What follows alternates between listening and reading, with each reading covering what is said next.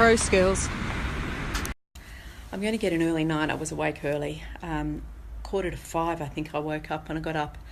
Apart from watching the sunrise, I did a couple of hours of work both on the Learning Performance Institute project and the Social and Collaborative course. As the moderator or facilitator of the AITD's Social and Collaborative Learning course, I need to get onto the platform that's being used, Curatr, and just check the discussion for each week. Maybe 3 times a week I try to get on.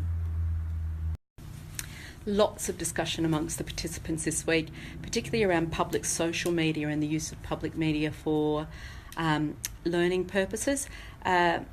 That was last week's topic, but everyone just seems to be catching up, and it's generating a lot of discussion.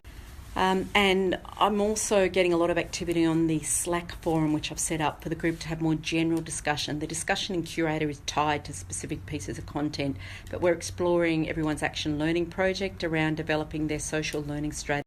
And there's something else I did today, this afternoon, that Jess and I did that was very special for me, which I won't talk about a lot. I'm still sort of thinking it through. But we went to visit my cousin Brenda, who lives about half hour away in the hills. What's special about this is that Brenda's only recently come back into the life of my family after an absence of about 40 years. See, Brenda was fostered by my aunt and uncle when she was a young child, from about the ages of 3 to 8. And the other thing that's special about this is that Brenda is actually Aboriginal. She was forcibly removed from her parents, her birth parents, as a very young child, along with all of her siblings. And it was actually after the official policy. So I think the policy officially changed, the Australian government policy around removal of Aboriginal children from their families in the late 1960s. We now call this the stolen generation.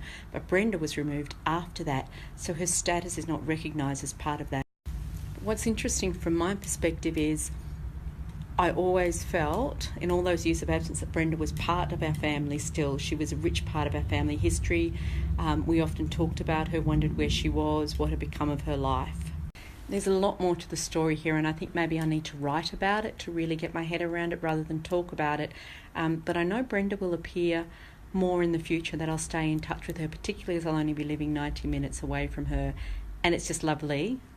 Yeah, so it's lovely to have the opportunity to get to know her again, to learn more about her life, her family, and I think in some ways for our futures to be connected, because we'll only be living 90 minutes away from her.